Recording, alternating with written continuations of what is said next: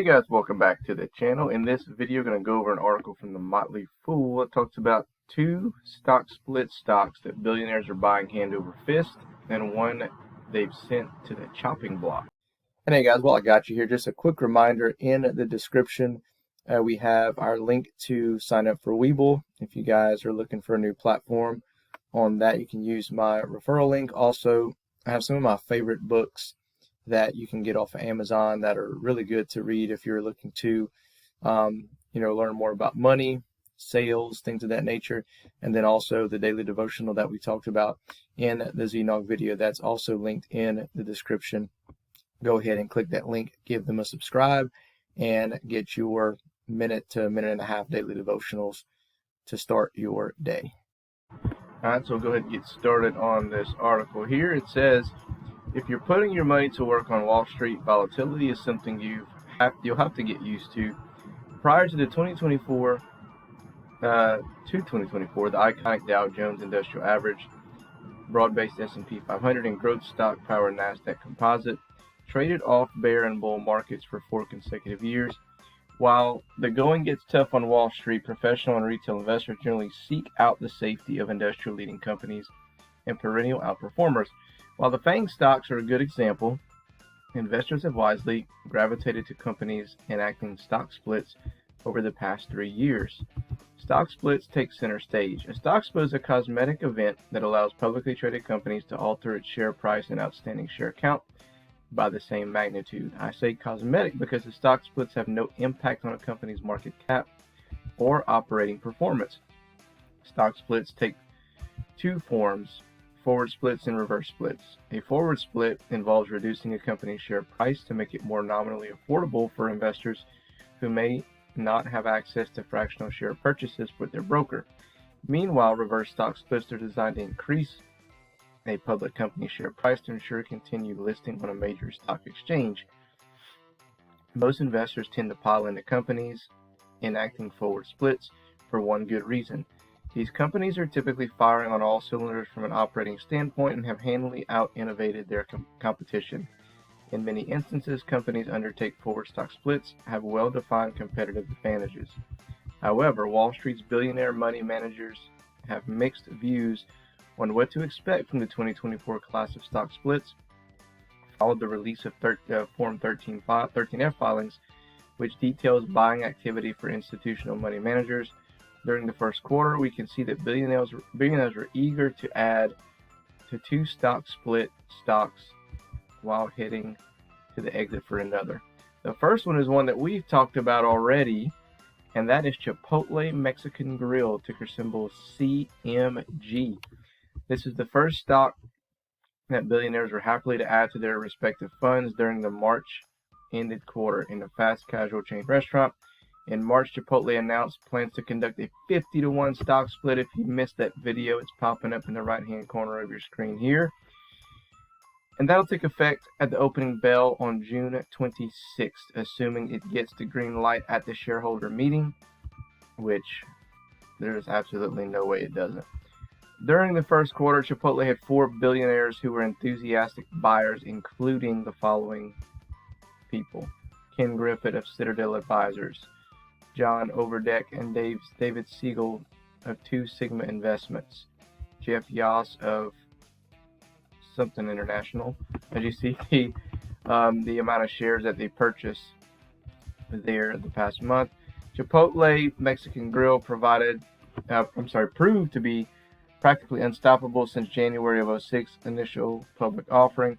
Just as the grocery stores beefed up their margins by offering healthier and organic food options, Chipotle's management team quickly realized that the consumers would pay a premium, higher price for quality food. Chipotle has shunned freezers, uses only responsible raised meats, and sources its vegetables locally when possible. Arguably, even more important has been Chipotle's decision to limit the size of its menu. Keeping its menu rather small ensures that its staff can quickly prepare meals and keep in-store and drive-through lines moving. A smaller menu also allows for more buzz when Chipotle introduces a new item. Chipotle's innovation beyond the grill also deserves plenty of credit. Roughly 6 years ago, the company began introducing dedicated mobile ordering drive-through lanes known as Chipotle lanes at a few of its locations. The idea has since taken off. Chipotle lanes were especially helpful during the COVID-19 pandemic and are responsible for creating an entirely new revenue stream for the company. So this is one that we talked about recently, guys, talking about how when that stock split does happen, we're looking to get in, although some people told me that it was going to be a terrible idea. I disagree. Okay, so stock split number 2. This one was actually very surprising to me, and I never even thought about this stock. Sony. Okay, the Sony group. It says the other stock split prominent billionaire investors were gobbling up shares during March ended quarter is Japan-based consumer electronics Sony Group, ticker symbol SONY. To be fair, Sony didn't announce its 5-for-1 forward split until well after the first quarter came to a close.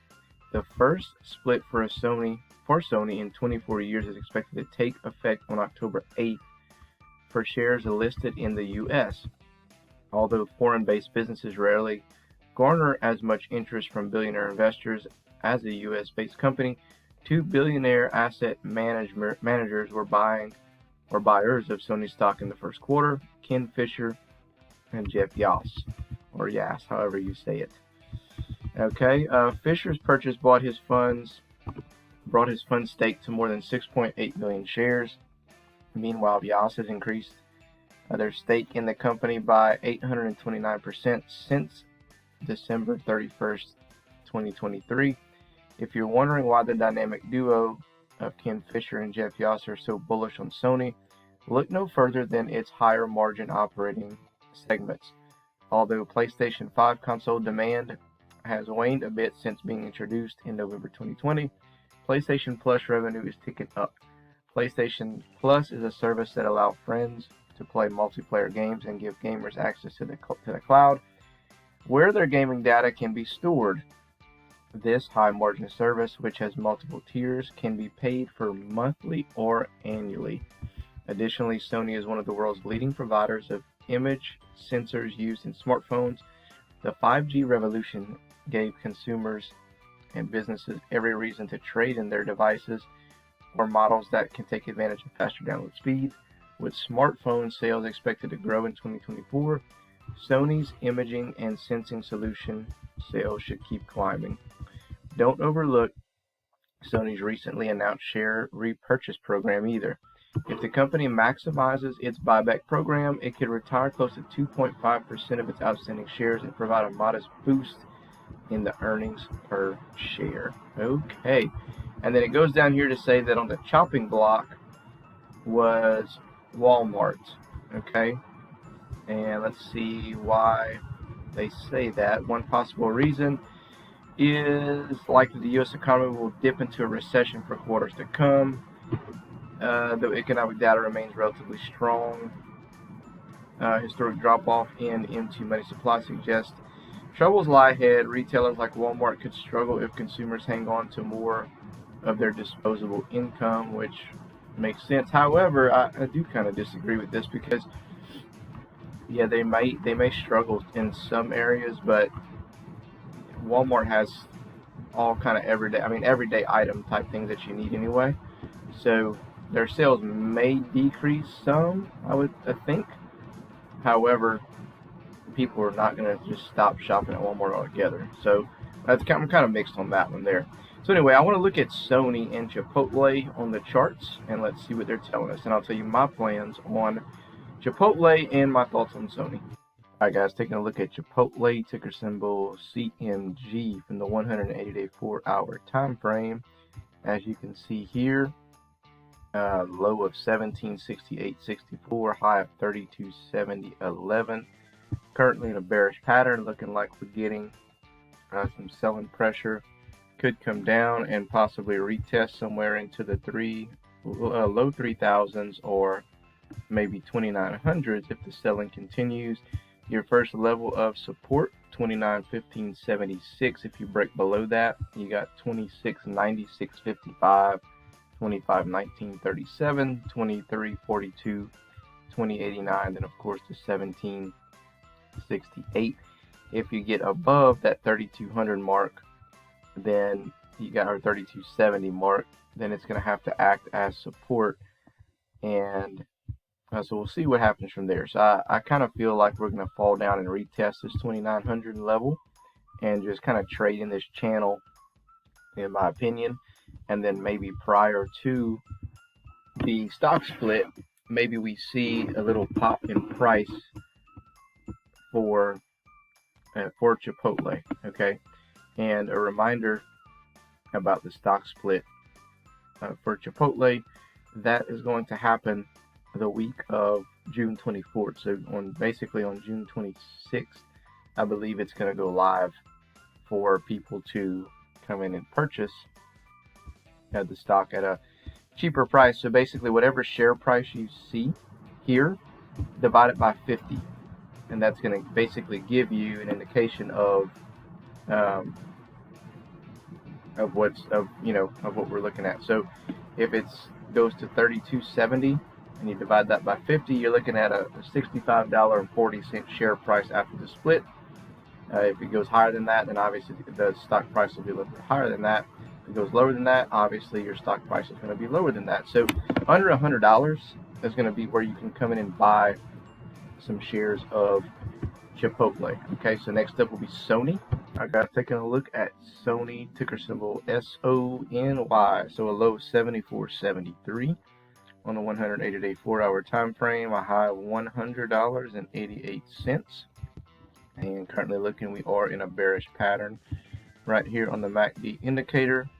We actually are, we have more potential to go down and retest, it looks like, and I think we will actually retest at $74 level, somewhere around there, $74, $75 before bouncing up, and kind of go from there and see what happens. So this split is not actually expected to happen until, like I said, I think the article said October, and it's a 5-to-1 stock split. So again, you're going to just take the share price and you'll divide that by 5.